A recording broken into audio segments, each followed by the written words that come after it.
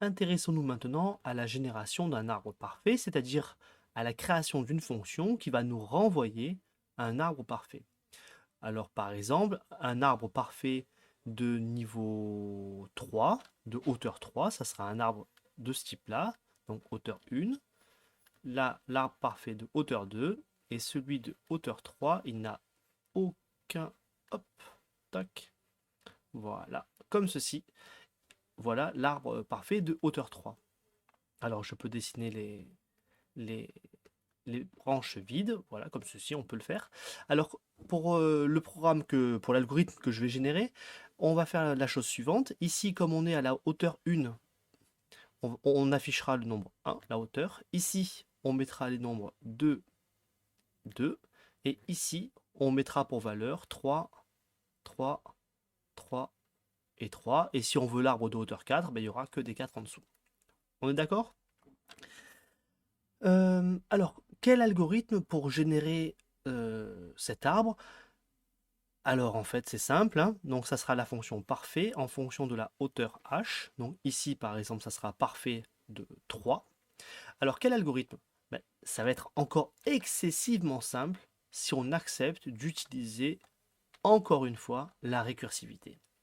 Alors c'est simple, le cas de base c'est toujours pareil, c'est le cas, hop, voilà, je prends bleu, le cas de base c'est toujours pareil, c'est si jamais la hauteur est nulle, si la hauteur vaut 0.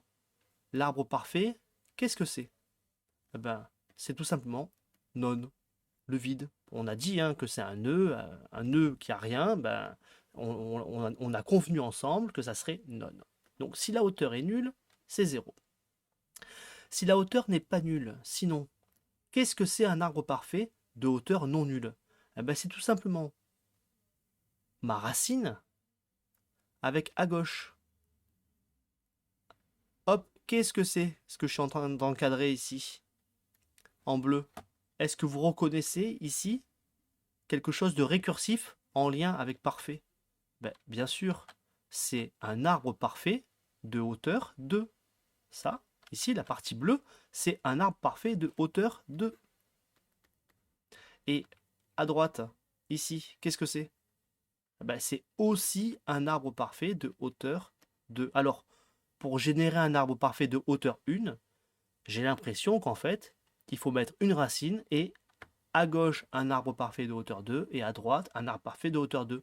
Et ceci de manière récursive. Arbre parfait de hauteur 2, c'est donc une racine ici et à gauche un arbre parfait de hauteur 1. Hop, on peut le mettre ici. Et ici à droite un arbre parfait de hauteur 1 et ainsi de suite jusqu'à arriver au cas de base où ça sera non, non, non et non. Ça a l'air de fonctionner cette histoire. Alors, comment je peux l'écrire ici? De la façon suivante. Si la hauteur est nulle, est égale à 0, on renvoie rien du tout. Sinon, on renvoyer tout simplement le nœud avec à gauche parfait de hauteur h-1. La valeur centrale, j'ai dit que je mettais la hauteur, donc en fait je vais mettre la valeur de h. Et pour l'arbre droit, on va renvoyer, on va coller le parfait de hauteur h-1. Puisque h d'un appel récursif à un autre diminue de 1, on va forcément arriver au bout de certains appels récursifs, d'un certain nombre d'appels récursifs, on va forcément arriver à h égale 0. En fait, au bout de h appels, on a h qui vaut 0. Enfin, le dernier appel, h sera égal à 0, et donc on sera au cas de base. Donc ça veut dire que cet algorithme va bien se terminer. On le programme? Allez, c'est parti. Encore une fois, comme je vous le dis, c'est très très simple. On a la classe nœud, voilà, avec des attributs gauche, valeur et droit. Et on y va pour le programme, c'est parti. On définit la fonction parfait de hauteur h. Le cas de base, si h est égal à 0, dans ce cas-là, on renvoie non, qui est notre arbre vide. Sinon, qu'est-ce que je renvoie?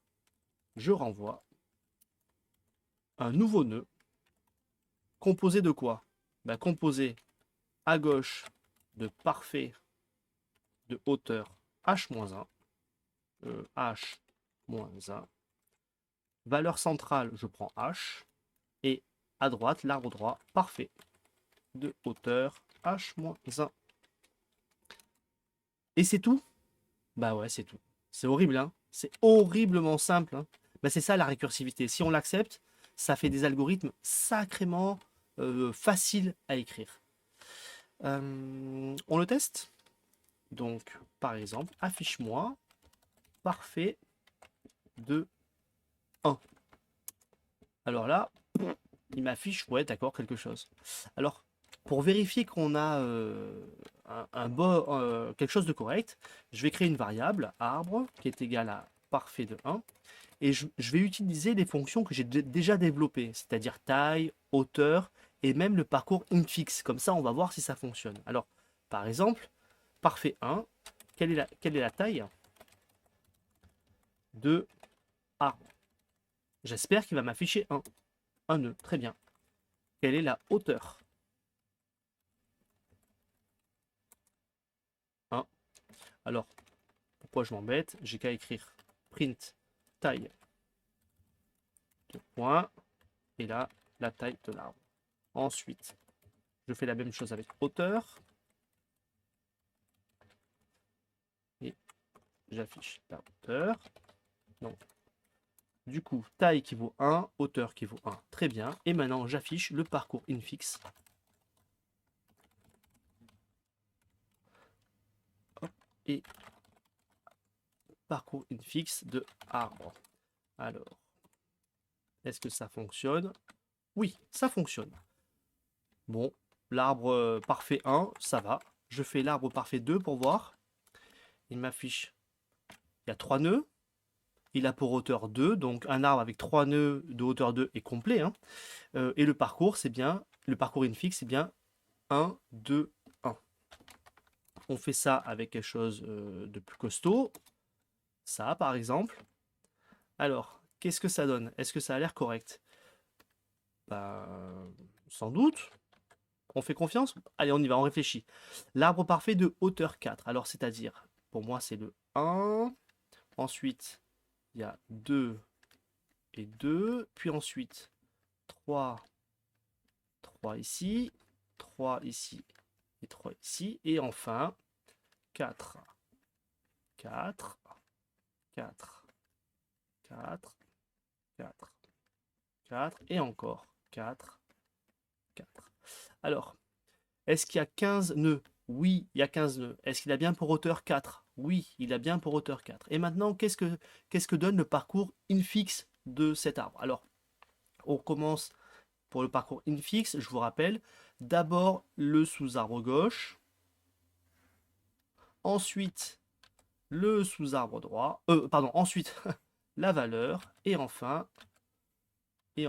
voilà, le sous-arbre droit. Donc, ce qui fait que je n'affiche pas le 1, j'affiche d'abord le 2. Puis, ici, c'est d'abord le 3. Puis, ici, c'est d'abord le 4. Donc, j'affiche en fait 4. Puis, la valeur centrale, 3. Puis, 4. Donc, j'affiche 4, 3, 4. Je remonte. Puis, 2. Et puis, je recommence. 4, 3, 4. 4, 3, 4. Puis, je remonte. Enfin, la valeur centrale, 1. Puis, l'arbre droit, parcours infix, donc je vais d'abord ici, le 4, 3, 4. Puis je remonte. J'ai affiché le 3, c'est bon, j'affiche maintenant le 2, je redescends. Ce nœud, j'affiche d'abord le gauche, le centre, le gauche. 4, 3, 4. Je remonte. J'ai tout affiché, Voilà cet affichage. Alors, une remarque, ici, moi j'ai affiché H. Je me suis trompé dans les affichages. Qu'à cela ne tienne, en fait, ici, les 4, c'est que des 1, les 3, c'est que des 2, les 2, c'est que des 3, et le 1, c'est que le 4. En fait, on a exactement ça. Si on inverse les chiffres, on est d'accord, hein? Le 4 pour le 1, Voilà, le 3 pour le 4. Je vous laisse vérifier. Ça fonctionne si on change la numérotation. Oh, je vais pas recommencer la vidéo pour ça quand même, hein. Vous avez compris? Cool.